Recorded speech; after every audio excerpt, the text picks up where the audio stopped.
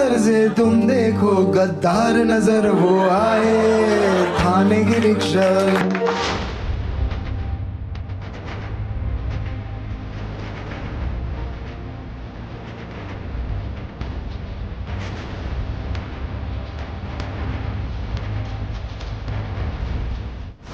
संदीप भाई, कुणाल कमरा मुंबई में इस तरह के बयान दे रहा है और उस बयान के प्रतिक्रिया स्वरूप एकनाथ शिंदे की पार्टी के लोग हैं वो जाकर के वहां पर तोड़फोड़ करते हैं। अब कमोबेश आपको शायद वही पुराना समय याद आ रहा होगा, एक समय जब शिव सैनिक कभी यूपी बिहार के लोगों की पिटाई कर दिया करते थे, कभी इसी तरीके से अलग अलग मुद्दों पर आक्रोशित हो जाया करते थे। ये दौर क्या फिर से महाराष्ट्र में लौट रहा है या फिर कुछ ऐसी चीज गड़बड़ हो गई कुणाल कमरा से जो नहीं करनी चाहिए थी? अवनीश, एक चीज देख लीजिए, महाराष्ट्र में जो है शिवसेना की अपनी राजनीति के लिए जो जानी जाती है वो आक्रामक राजनीति के लिए जानी जाती है। लगती है कि कुणाल कमरा भी स्टैंडिंग कॉमेडी कर रहा था, उसने बोलते बोलते या उसकी जो भी लाइन रही हो वो जिस बात को शिव सैनिक कह रहे हैं कि वो मर्यादा लांघ गया। कामरान जिस तरह का कॉमेडियन हो, आप कॉमेडियन होना चाहिए, लेकिन आपको बोलते हुए आप किसी ऐसी राजनीतिक पार्टी का एजेंडा मत चलाइए कि उस एजेंडा के तहत जो है कहीं ना कहीं किसी को अपमानित कर रहे हो। हाँ, प्रॉब्लम आप जो है कह रहे हो संदीप भाई, प्रॉब्लम यही थी। प्रॉब्लम शायद ये नहीं रही होगी कि आपने क्या बोला, किसका मजाक उड़ाया,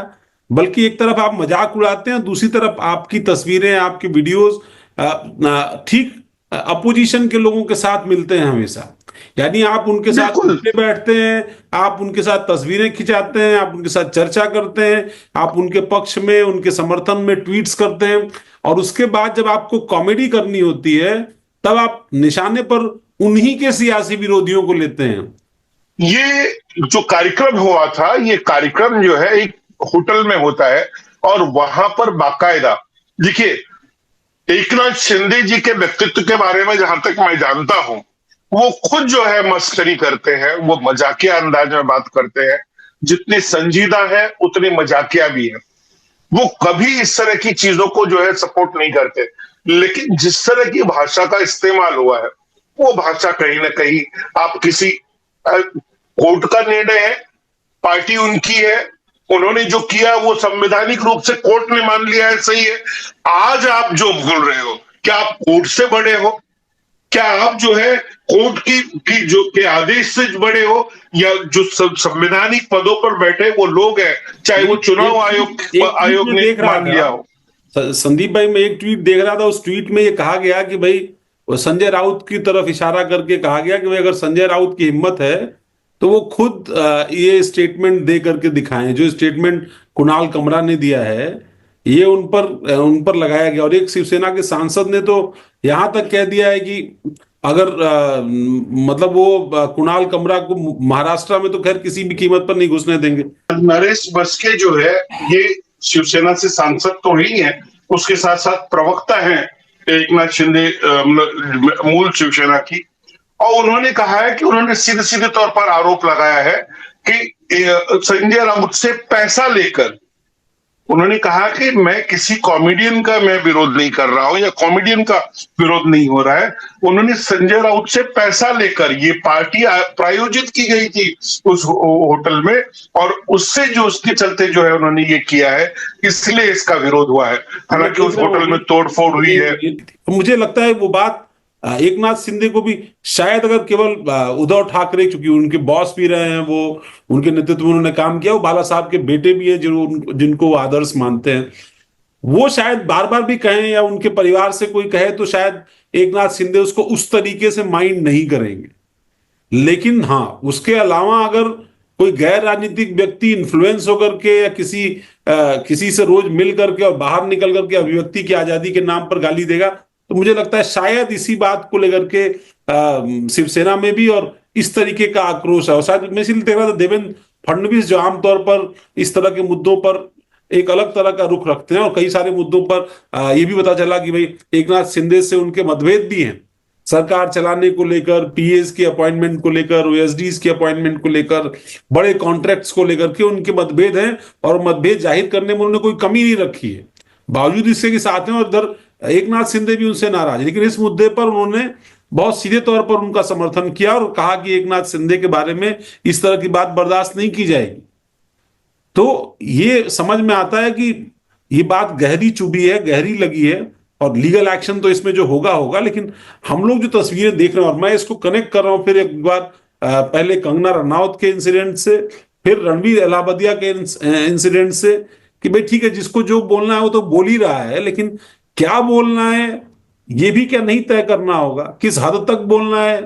वो ठीक है, किसी के बारे में हो सकता है कि कांग्रेस के लोग भी कहें, समाजवादी पार्टी के लोग भी कहें कि भाई आप जानबूझ करके जैसे मुसलमानों को टारगेट कर करके कोई बात कहते हैं, औरंगजेब को लेके आते हैं, गाजी सलार मसूद को लेकर के आते हैं, इस तरह के मुद्दों को छेड़ करके आप उनको चिढ़ाने की कोशिश करते हैं, तब आप ये बात नहीं कहते। इस मामले में लीगली क्या होने जा रहा है? देखिए, लीगली तो निश्चित तौर पर कामरान के ऊपर जो है कई पुलिस स्टेशंस में उनके शिवसेना के कार्यकर्ताओं ने जो है बदनामी करने या आपत्तिजनक टिप्पणी करने जैसे मामलों को लेकर एफआईआर दर्ज करा दी है। उनके कार्यक्रम को लेकर जहां तोड़फोड़ हुई है, वहां खार पुलिस स्टेशन में उन कार्यकर्ताओं, शिवसेना के कार्यकर्ताओं के खिलाफ भी केस दर्ज हुआ है और निजी मुचलके पे जो है फिर उन्हें छोड़ दिया गया है, कैश जमानत के साथ उनको छोड़ दिया गया है। तो निश्चित तौर पर ये लड़ाई लंबी होगी, लेकिन अब प्रेशर टैक्टिक्स जो है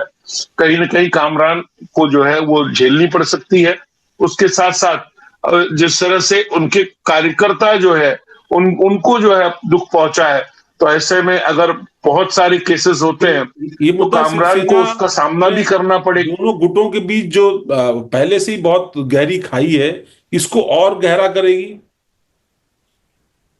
निश्चित तौर पर गहरा करेगी, इसमें कोई शक नहीं है कि इसमें जो है आने वाले दिनों में जो है इनको कहीं ना कहीं नुकसान तो पहुंचाएगी। लेकिन जिस तरह से अब ये आरोप लगने लगे हैं सीधे सीधे तौर पर कि संजय राउत जो है इसके पीछे, इसके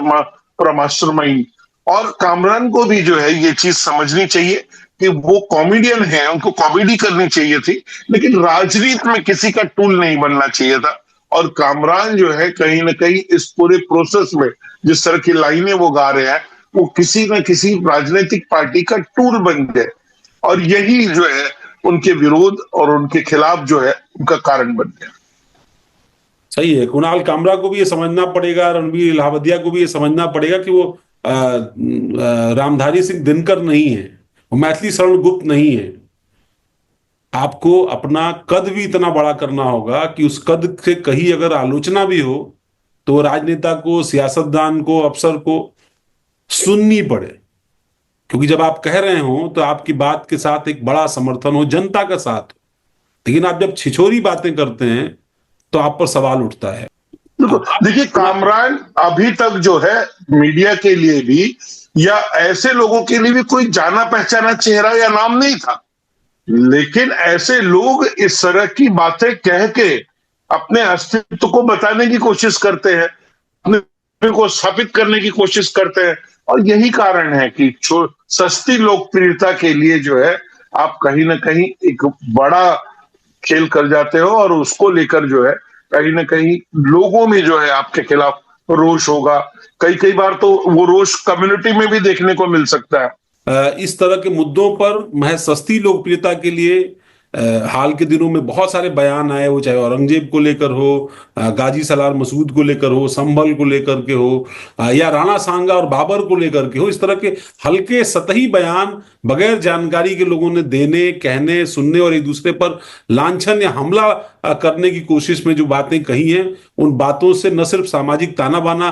ध्वस्त हुआ है, बल्कि कड़वाहट भी जो है वो कहीं ना कहीं समाज के अंदर बढ़ी है। शायद नेता या जो भी इस तरह के कलाकार हैं वो अपनी छवि के अंदर, अपने जो भी उनका काम व्यवहार है उसके अंदर इस तरह का परिवर्तन लाने की कोशिश करेंगे। हम उम्मीद ही कर सकते हैं। एक बार फिर मिलेंगे इसी तरह के मुद्दों पर चर्चा के लिए। हमारे डिजिटल प्लेटफॉर्म ब्रेकिंग ट्यूब को फॉलो करिए, सब्सक्राइब करिए, इसके एक्स हैंडल या फेसबुक और इंस्टाग्राम हैंडल को फॉलो करिए ताकि हमारा हौसला बढ़े। धन्यवाद, नमस्कार। धन्यवाद संदीप भाई। नमस्कार।